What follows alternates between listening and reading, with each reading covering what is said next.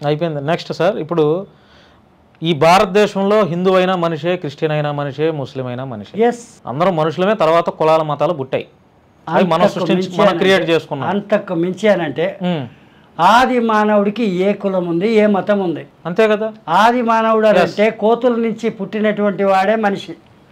అక్కడి నుంచే సనాతన ధర్మము మొదలైంది అని అనుకుంటే, నాకు తెలిసిన దాని ప్రకారంగా ఋగ్వేదం, యజుర్వేదం, సామవేదం, అథర్వణ వేదం, ఈ వేదాలు మనకు ప్రస్ఫుటంగా చెప్తున్నాయి వాట్ ఈజ్ ధర్మ అనేది చెప్తోంది. It is a constitution of human life అని నేను నమ్ముతాను, బీయింగ్ ఏ జర్నలిస్ట్. అందులో తప్పులు ఉన్నాయా, ఒప్పులు ఉన్నాయా అన్నది దట్ ఈస్ డిఫరెంట్. అక్కడి నుంచే మనకు మనుధర్మ శాస్త్రానుసారం కులాలు అనేవి వచ్చాయి. ఆ కులాలు వగైరాలకు సంబంధించి కూడా నేను చాలా క్లారిటీగా ఇచ్చానండి. ధర్మాన్ని సూచించడానికి కానీ, మంత్రాన్ని వివరించడానికి కానీ, ఏ దానికైనా కానీ వాక్కు ముఖ్యం. ఆ వాక్కు ఏ స్థానంలో ఉంది? శిరోస్థానం. సంస్కృతం తెలిసిన వాడే మంత్రం చదవగలడు, సంస్కృతం తెలిసిన వాడే ధర్మాన్ని వివరించగలడు. ఉపనిషత్తులు కానీ, మహాభారతం కానీ, రామాయణం కానీ అన్నీ కూడా మనకు మొదట్లో సంస్కృతంలోనే ఉన్నాయండి. అదే దేవనాగరి లిపి అని అంటారు. దేవనాగరి లిపి, అవును అవును, అక్కడి నుంచి వచ్చింది అది. అవును. ఈ రోజున ఎక్కడికక్కడ ట్రాన్స్లేటెడ్ వర్షన్స్ దొరికిపోతున్నాయి కాబట్టి మనకు తెలుగులోనూ కనబడుతున్నాయి, తమిళ్లో వచ్చినాయి, అనేక భాషల్లో అనేకం ఉన్నాయి. అది మనకి ఇబ్బంది ఏం లేదు. వాటిని చదివిన మన సనాతన ధర్మం ఏం చెప్తోంది అన్నది మనకు అర్థమవుతుంది. అది మనకు అర్థం కాలేదు. ఉపనిషత్తులు ఉన్నాయి, అందులో అయినా చెప్తోంది కొన్ని కొన్ని స్టోరీల ప్రకారంగా. అదే సార్, ఇప్పుడు మతాలు. ఆ తర్వాత మన దేశభక్తి అది కూడా చెప్తోంది. దేశభక్తి అంటే ఏమిటి, ఇవన్నీ మనకి ఏమొద్దండి, ట్రాష్ అనుకుందాం. కేవలం తిన్నామా, పన్నామా, తెల్లారిందా. మన తాత అంటే మీ తాత కావచ్చు, నా తాత కావచ్చు, ఎవరైనా కావచ్చు, మన తండ్రిని కనడానికి ఎంత కష్టపడి ఉంటాడు, తండ్రిని పోషించడానికి ఎంత కష్టపడి ఉంటాడు కదా.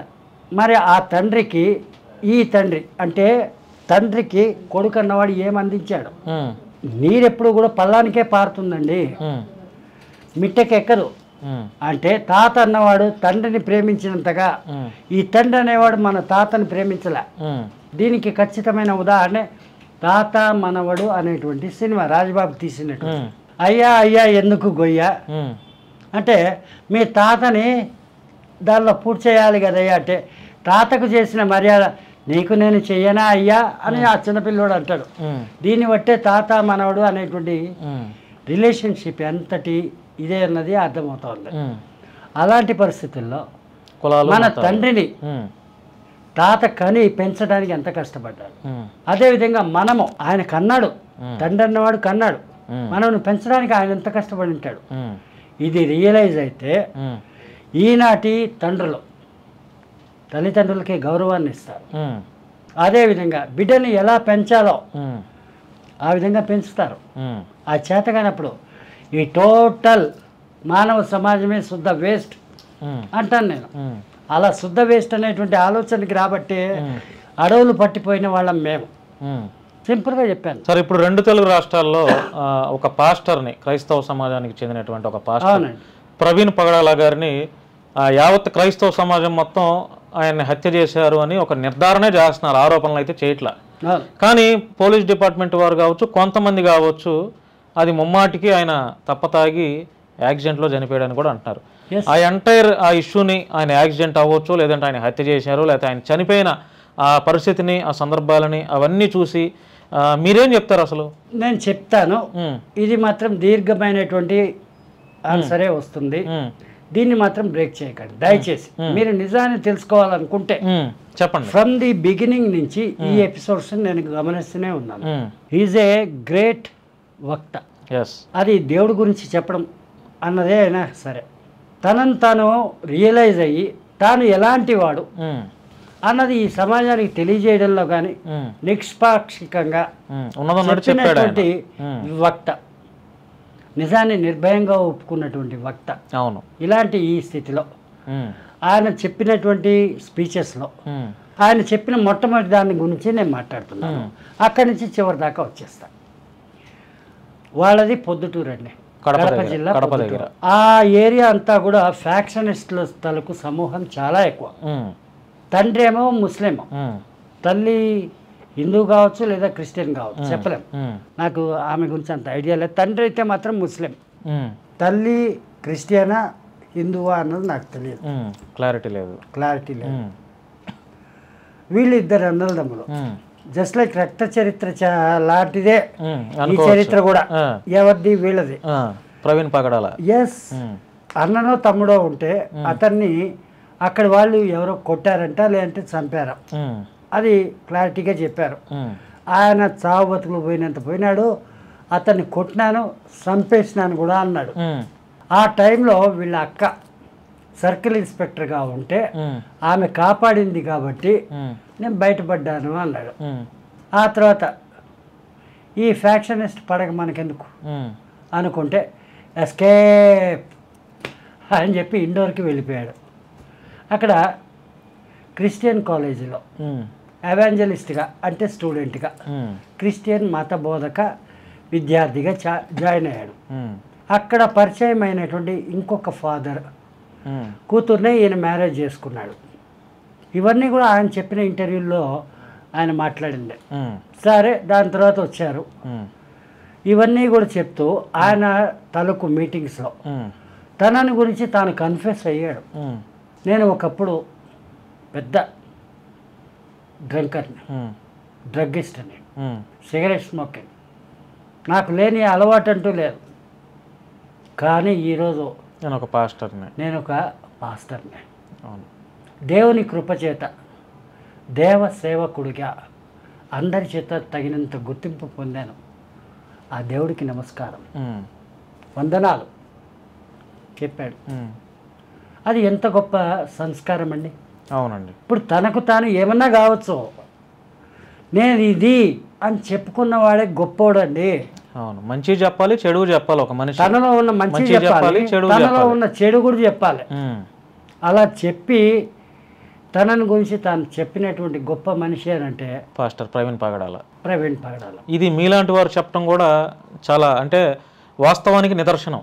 అవును, ఎందుకంటే చాలా మంది ఒప్పుకోరు. ఎందుకంటే మీరు ఒక హిందూ సమాజం, ఆయన ఒక క్రైస్తవ సమాజం, హిందువులు కట్టర్ హిందూ అండి, అది ఒప్పుకోరు. నేను కట్టర్ హిందూనే, ఆయన కట్టరు క్రిస్టియన్.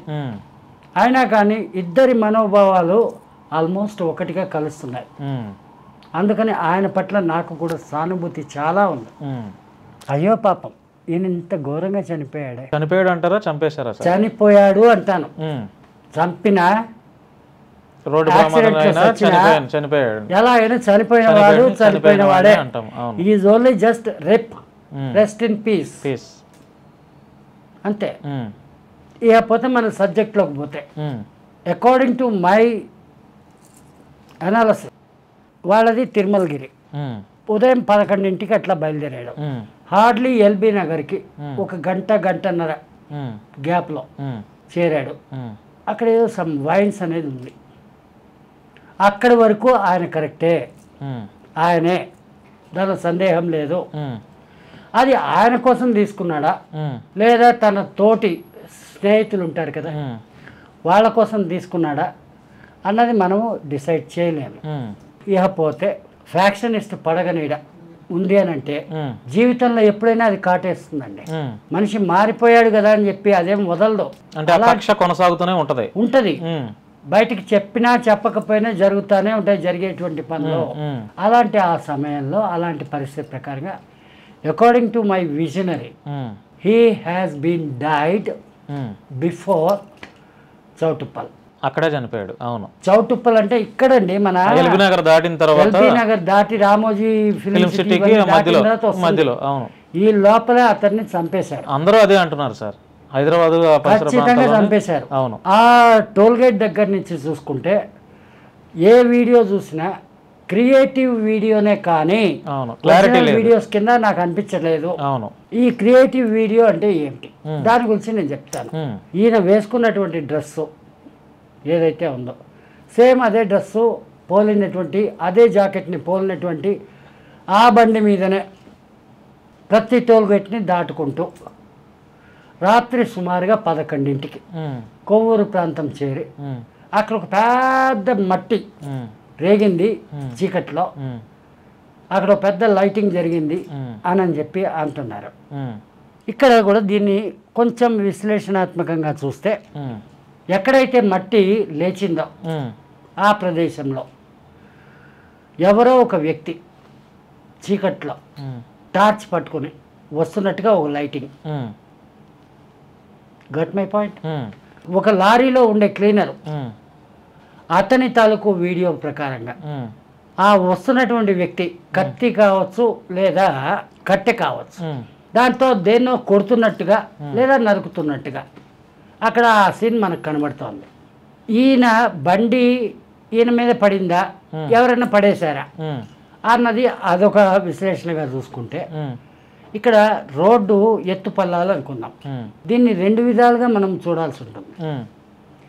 రోడ్డు కింద అన్నది కొన్ని చోట్లలో పల్లంగా ఉంటుందండి. అలాంటి పల్లంలో ఒక రెడ్ కలర్ కారు వాడు ఆల్మోస్ట్ రాసుకుంటూ వస్తే ప్రాణభయం ఎవరికైనా ఉంటుంది.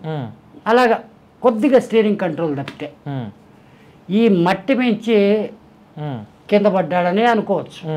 అక్కడ పొలంలోంచి ఒక వ్యక్తి కత్తితోనో కట్టెతోనో ఈయన్ని నరుకుతున్నట్టు కొడుతున్నట్టు అదొక సీన్ కనబడుతోంది. ఇది లారీలోంచి ఒక క్లీనర్ తీసిన వీడియో ద్వారా.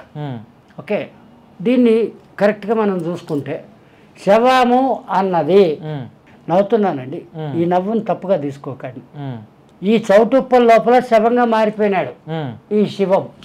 జీవం ఉంటే శివం అండి, చనిపోతే శవం అంతే. నా భాష కూడా ఇదే. చౌటుప్పల దాకా ఆయన చనిపోయి ఉంటే ఈయన తాలూకు డెడ్ బాడీ ఆ కార్ల తాలూకు 4-5 కార్లు చేజింగ్లో పోయినాయి అన్నారు కదా, ఏదో ఒక కార్లో ఆ డెడ్ బాడీ ఉంది. It is fix. మరి వీడియో క్రియేట్ చేయకపోతే ఎలా?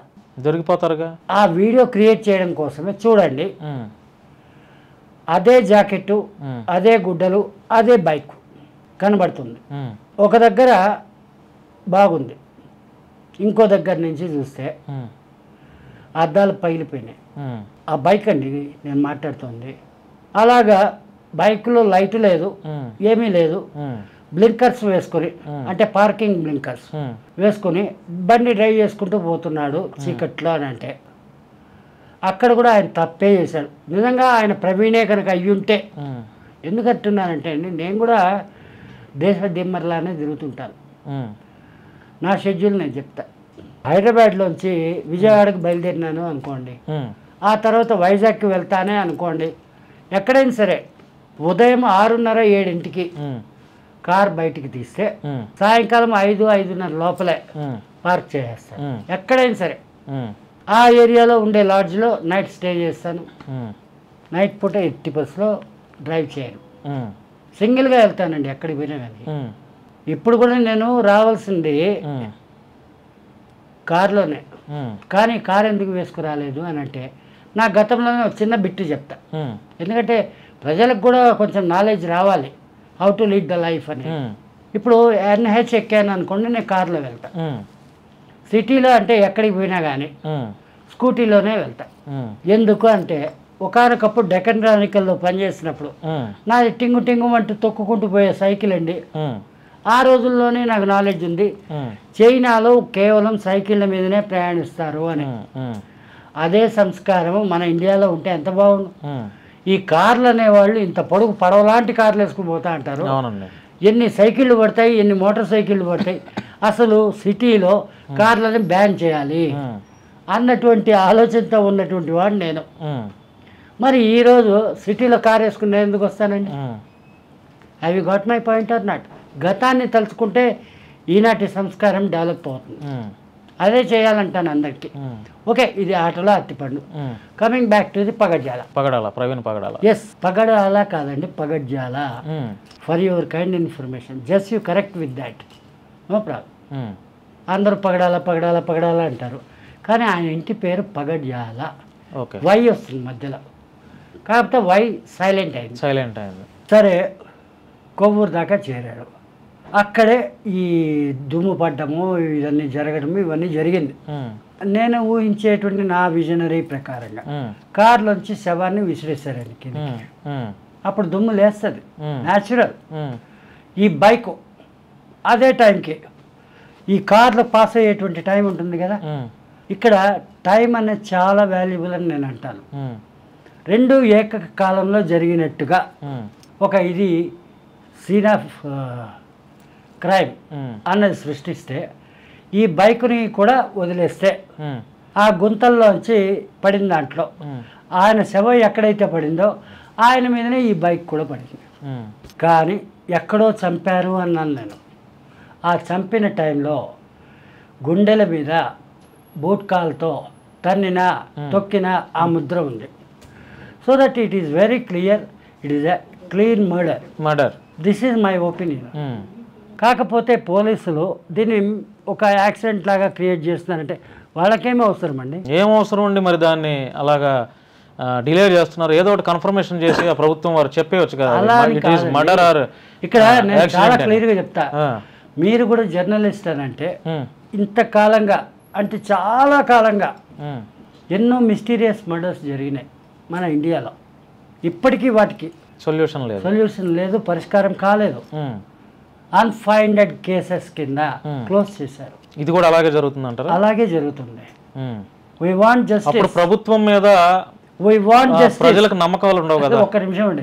we want justice అని చెప్పి ప్లకార్డులు పెట్టి తిరిగినా ఉపయోగం లేదు. Gone is gone.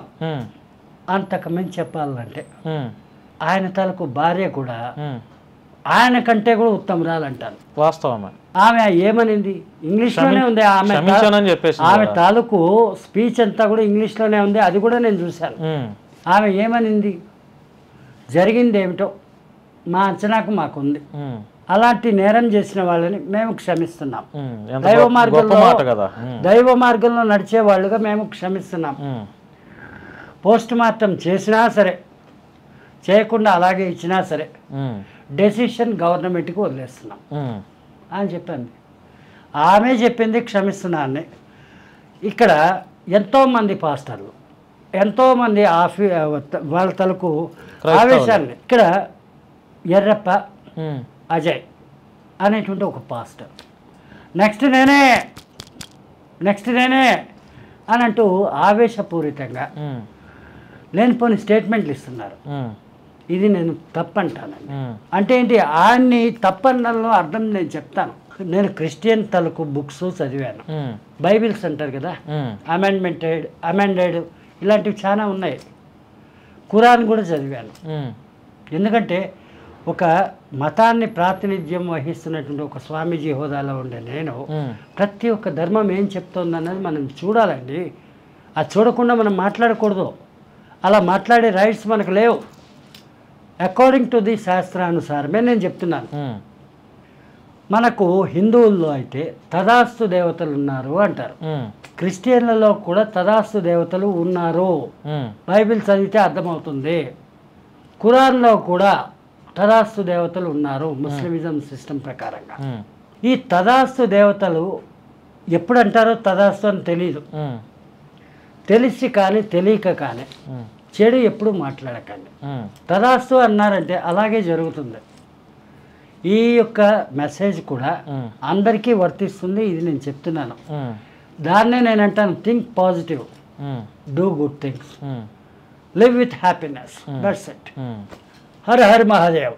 Thank you sir, thank you. మీ విలువైన సమయాన్ని మాతో కేటాయించారు. అంటే సార్ ఇప్పుడు ఒక 2 నిమిషాలు నేను మాట్లాడతా, క్లోజ్ చేస్తా. ఇప్పుడు మీడియా వ్యవస్థ అంతా కూడా కొంత గాడి తప్పింది సార్, గాడి తప్పింది. అంటే నా వ్యక్తిత్వం ఇది అని, నేను ఇలా ఉండాలి అని నేను ఒక డిసైడ్ చేసుకున్నా. అందరూ అలా ఉండాలనేది కూడా అది తప్పు. ఎందుకంటే ఎవరి అభిప్రాయం వాడిది, ఎవరి వ్యక్తిగతం వాళ్ళది.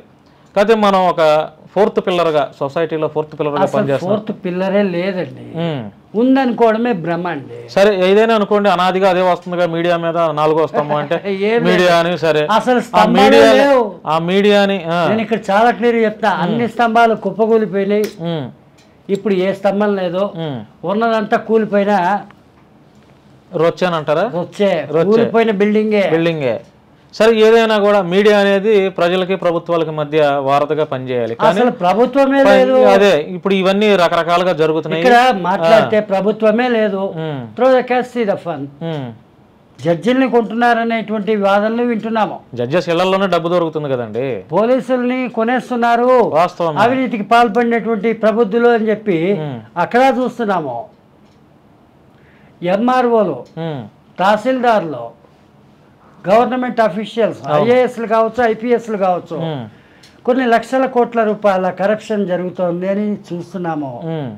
ఇంకా ఎక్కడ దేని గురించి ఉందని అనుకోవాలి, లేదని అనుకోవాలి. ఇదంతా కూడా కుప్ప కూలిపోయినటువంటి వ్యవస్థ.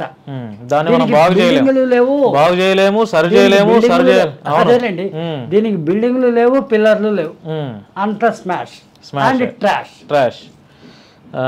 చాలా విషయాలు మాట్లాడారు సార్, అనేక విషయాలు మాట్లాడారు. మీ యొక్క అనుభవం మాలాంటి వరకు కూడా కొన్ని విషయాల్లో నేర్చుకోవాల్సిందే. మిగతా విషయాలు అది ఏంటనేది కానీ మనకు తెలియదు. కొన్ని విషయాలు అయితే మీ అనుభవం ప్రకారం నేర్చుకోవాల్సిందే. కానీ మీ ఈ ఇంటర్వ్యూ ద్వారా ఏదో కొంచెం మెసేజ్ ఇచ్చే ప్రయత్నం అయితే చేశాను. మీరు కూడా చక్కటి ఆన్సర్లు చెప్పారు మీకున్నటువంటి అనుభవం మించి. లాస్ట్ అండ్ ఫైనల్ ఒక సింగిల్ వర్డ్ చెప్పేస్తాను. చెప్పండి సార్. అది వ్యక్తిగతంగా నా గురించే. నాకు హెలుసినేషన్ లేదు. హెలుసినేషన్ అంటే ఉన్నది లేనిది ఉన్నట్టుగాను ఊహించగలిగేటువంటి ఆ యొక్క స్థితి హెలుసినేషన్ అంటారు.